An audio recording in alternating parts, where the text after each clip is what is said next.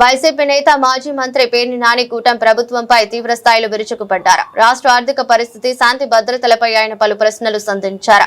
Heritage సంస్థకు రాయితీలు ఇస్తున్నారంటూ మండిపడ్డారు. రాష్ట్ర ఆర్థిక మంత్రి పయ్యావుల కేశవ్ను అప్పుల మంత్రిగా అభివర్ణించిన పేర్ని నాని ప్రభుత్వం అప్పుల విషయంలో వచ్చి అబద్దాలు చెబుతోందని ఆరోపించారు. మాజీ ముఖ్యమంత్రి జగన్ పక్క ఆధారాలతో నిజాలు మాట్లాడారని, వాటిని అబద్దమని నిరూపించే దమ్ము ప్రభుత్వానికి ఉందా అని సవాల్ విసిరారు. ఇప్పటికే ప్రభుత్వం 3.27 లక్షల కోట్ల అప్పు చేసినట్లు జీవోలు ఉన్నాయని, కానీ అప్పులు కేవలం 1,00,000 కోట్లేనని తప్పుడు లెక్కలు చెబుతున్నారని మండిపడ్డారు. నారా చంద్రబాబు నాయుడు గారి కుటుంబ సభ్యులు వారి జీవనోపాధి కోసం చేస్తున్నటువంటి వ్యాపారం 4,000 కోట్ల రూపాయల టర్నోవర్ జరిగేటువంటి వ్యాపారం అనేమో వారి కుటుంబ సభ్యులు చెప్తారు. వారి జీవనోపాధి కోసం చూడండి, వాళ్ళ జీవనోపాధి అంటే వాళ్ళ జీవనం గడవటానికి ఎంత వ్యాపారం కావాలో వాళ్ళు చేస్తున్నారంట. ఇవాళ ఆయన చెప్పాడు మొన్న, ఏమని, నా వాళ్ళకి చెప్పాను, ఎక్కడా కూడా గుళ్ళకి ప్రభుత్వం జోలికి వెళ్ళబాకండి, సప్లై చేయబాకండి అని చెప్పాను. ఇంతవరకు ఎవరు కూడా హెరిటేజ్ కంపెనీ ఆంధ్రప్రదేశ్ రాష్ట్ర ప్రభుత్వానికి కానీ ప్రభుత్వంతో వ్యాపారం చేయలేదు. ప్రభుత్వం దగ్గర ఎటువంటి మేమేమీ తీసుకోలేదు, ఎటువంటి లాభం తీసుకోలేదు. దేవుడి దగ్గర కూడా మేము సప్లై చేయలేదన్నారు. అన్నింటికీ పటాపంచులై భగవంతుడు ఎప్పుడెప్పుడు వాళ్ళ టెండర్లో పాల్గొన్నారు, టెండర్లో L3 ఎప్పుడు వచ్చారు, ఏం సప్లై చేశారు, నెయ్యి అంతా ఏముంది, అలాగే ఏ రేటుకి సప్లై చేస్తామని చెప్పారు.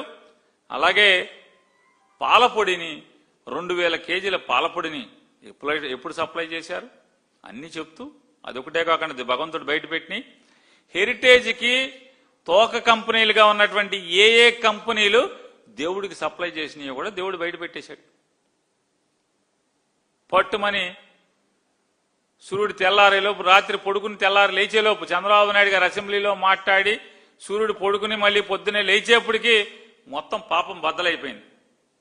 ఇవాళ చూడండి, ఇవాళ క్యాబినెట్ జరిగింది 13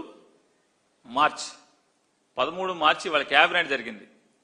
క్యాబినెట్లో ఎవరో ఒక విలేకరు చెప్పింది 26 అంశాలు ఉన్నాయని చెప్పని,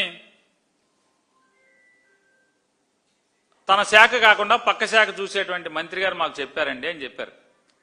తన శాఖ అసలు గాలికి వదిలేసి జగన్మోహన్ రెడ్డి గారి దూషణ శాఖ మచ్చులు మాకు చెప్పారండి, 26 అంశాలు ఉన్నాయండి అని చెప్పారని ఒక మిత్రుడు చెప్తున్నాడు, పాత్రికేయ మిత్రుడు. 26 అంశాలు, 26వ అంశం అంట. 26 అంశాలు ఇవాళ క్యాబినెట్ బ్రీఫింగ్ వచ్చి ఒక మంత్రి గారు చేశాడు కదా ఇప్పుడే ఒక గంట క్రితం. కానీ 26వ అంశాన్ని మాత్రం దాచిపెట్టేశాడు, సంచిలో దాచిపెట్టాడు. 26వ అంశం ఏంటయ్యా అంటే,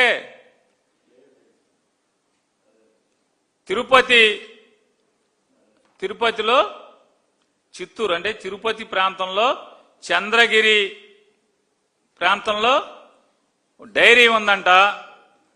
ఆ డైరీ హెరిటేజ్ కంపెనీ డైరీ అంట, ఎప్పటి నుంచో నడుస్తుందంట.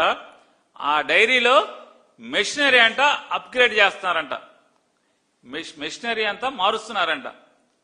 దానికోసం అని చెప్పని క్యాబినెట్లో స్పెషల్గా పెట్టి హెరిటేజ్ కంపెనీ 200 కోట్ల రూపాయలు పెట్టి దాంట్లో మెషినరీ అంతా మారుస్తుంది. ఆ మెషినరీ మార్చడం వల్ల కొత్తగా 35 మందికి ఉద్యోగం వస్తుంది.